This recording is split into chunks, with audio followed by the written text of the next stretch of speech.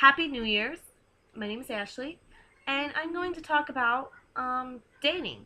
For anybody who's single, we would like to talk about some pros and cons of dating. And, I think it's good to make a checklist. Yes, my sister has told me to do this for years, and I haven't. And you know what? I almost think maybe my 2 years of dating has failed miserably because, I never sat down and made a checklist. And I'm thinking, okay, to find your MOYD, which is man of your dreams, you should have a checklist because sometimes you get blinded and you don't look at the big picture and it's not good. It doesn't end up good.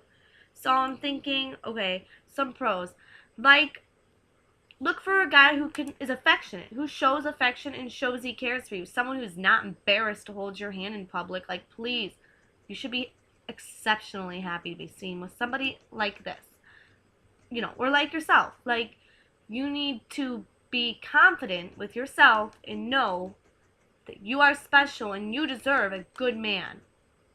So, we'll start with pros for our checklist, okay? Affectionate, um, likes kids, because that's a big one. If a man doesn't like kids, then I don't even know how he could like himself. Kids are God's little angels. Sometimes. Okay, ambitious. I do not like lazy guys, lazy people.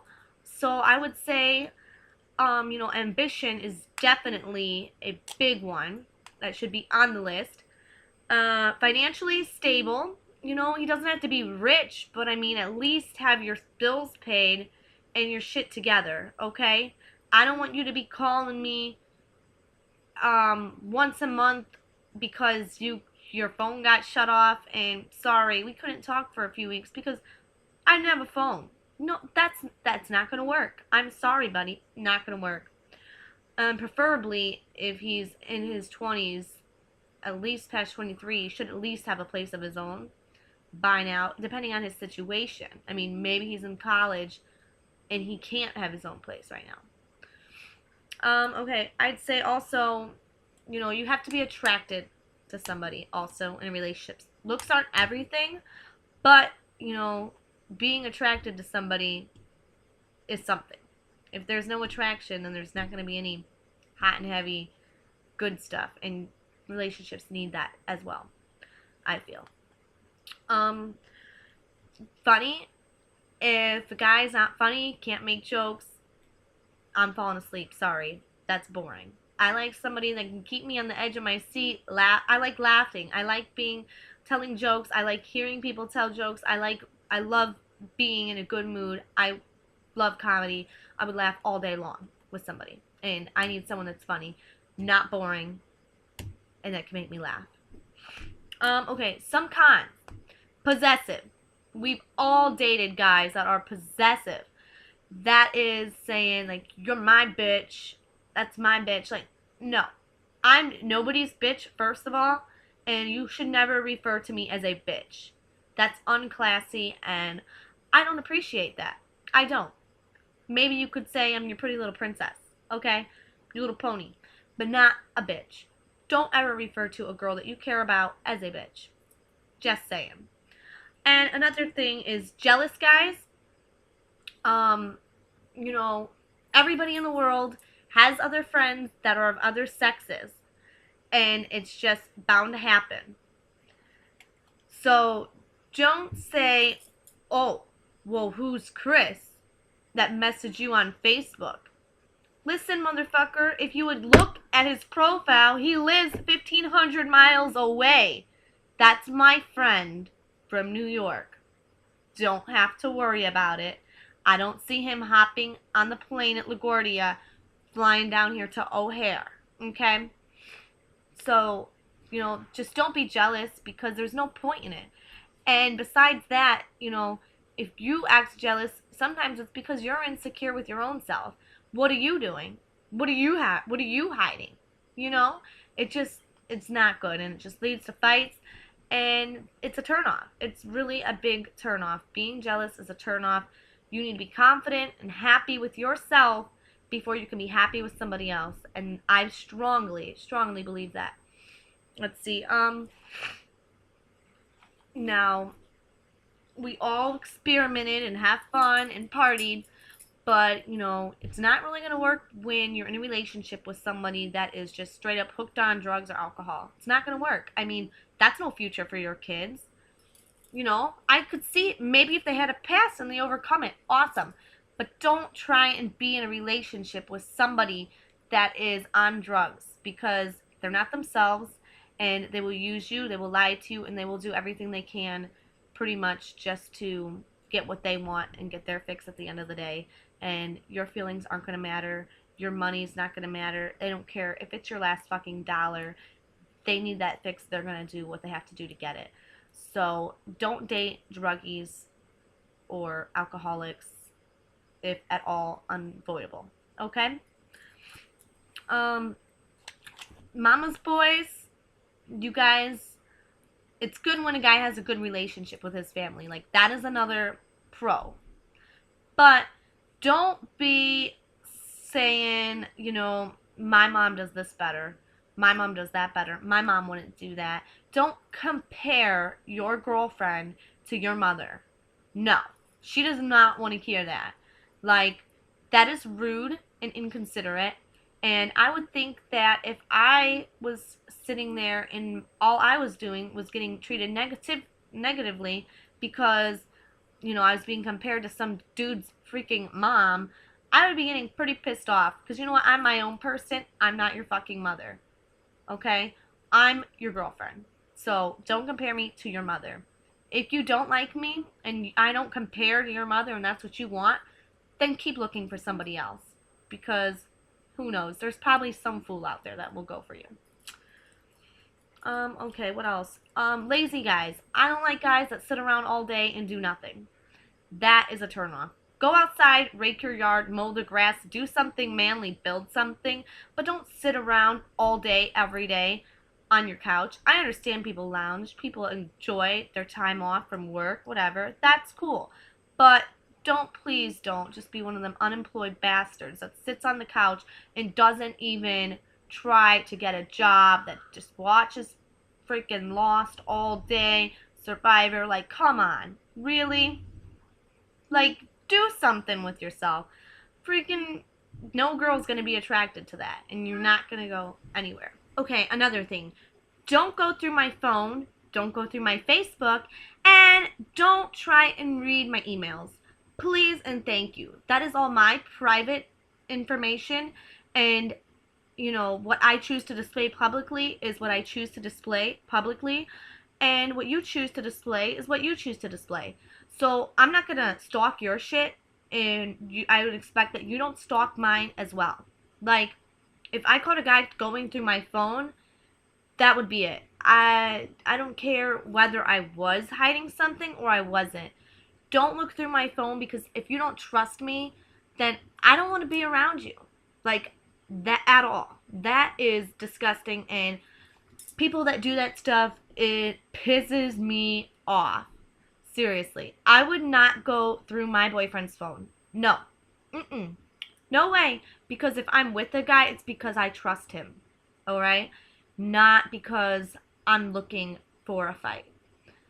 So, girls and guys, please don't go through each other's cell phones. Don't go looking on his Facebook, messaging random girls just to see, like, if he's hit them up. Like, come on. That's ridiculous. And at the end of the day, you look like the fool, okay? Not him, you. Just saying. Alright, another thing is, Facebook. Don't air your dirty laundry on Facebook. Please. Don't go on there and write, well, hello, Facebook friends. Today, Joe went and took $70 out of my wallet and went down to the drugstore, spent $40 on alcohol and $20 on weed, and he hasn't paid me any child support. Nobody needs to hear that. Keep that between you and Joe Schmo. That is ridiculous, and it just looks unclassy, and it's trashy. I don't know why people enjoy putting their dirty laundry on Facebook. I think it's disgusting. I think it's a turnoff, and I think that it shouldn't be done. It should be against the law, pretty much. Like, it shouldn't even be legal. That's just stupid. Okay? Guys and girls, texting. Okay, don't text me 20 times in a row because I will probably want to blow your face off. That is the most annoying thing anybody can do. Send the message and be done with it. They will respond when and if they even want to. It's simple as that. And don't call me 20 times in a row. iPhone shows if I have a missed call. You don't need to call me 20 times just to get through to me. Like, that's ignorant. Ignorant and rude. I actually ended a relationship because of that. Because I couldn't take waking up to 20 text messages from 11 at night till 4 in the morning, freaking out, where am I? I'm fucking sleeping, jackass. My God. That is the most brutally annoying thing anybody can do. Do not do it. Please, if you want to make a relationship work, or a girl or a guy like you, do not blow their shit up. Don't do it. Please. It don't matter if it's like you miss them and you want to talk to them so bad. Texting them 20 times in a row isn't going to make them get back to you any faster than texting them once or twice. Okay? And don't blow somebody up while they're on the phone. I'm on the phone maybe with something important, the bank or something, and you're blowing me up over and over and over, and I keep looking and seeing your name and just thinking if my call gets dropped because of you blowing my shit up, I am going to go bananas on you. Okay, relationship request. I had a guy, this is an example. I had a man that I was dating, and he said that he really liked me and he wanted us to be in a relationship. I said, we've only been dating a month and I need a little bit more time before I can make that move. That's serious. Having a boyfriend or a girlfriend is a serious commitment. It's not like you're just dating and you can do whatever you want. It's a commitment to be in a relationship, and it's hard work. Well, don't push that on somebody who's not ready. If a girl says she's not ready, she is literally not ready. And nothing you say or do is probably going to change that, okay? So don't take a girl out, on a few dates, and then 2 months into it think, I'm going to send her a relationship request. I'm ready for her to be mine and everyone to know it. Because that's not right. We are not each other's property. No. I understand if, I really am into you, you're really into me, and we decide, let's come together, be one, be in a relationship, be each other's boyfriend and girlfriend, then let's have that cool relationship status on Facebook and flaunt it for everyone to see. But to just do that when one of you isn't even sure, that's not right. Somebody's got to stand up and say, no, I'm not making that commitment. That is too official for me. I mean, don't let anybody force you into something that you don't want, especially when it's something social media where everybody can see your business. If you don't feel like this guy's the one, and yet you accept his relationship request, everybody sees it, and then 2 weeks later, you're up out at the bar partying it up with a bunch of different guys, or maybe just one guy. It doesn't matter. It's so contradicting. And then it's like, well, it said on Facebook she was in a relationship with John, and then last week she was out with Michael. Just don't do that. If you're lost and unsure, don't do it. It is a risk, and it may just be silly Facebook, but don't do it. It makes you look really bad. Really bad. I'd rather hurt the poor guy's feelings and tell him, no, that's scary. I'm not ready to be Facebook official. Instead of saying, okay, accept, and then do my own thing and then just look like a slut. No, don't do that. Please don't do that. It's not good.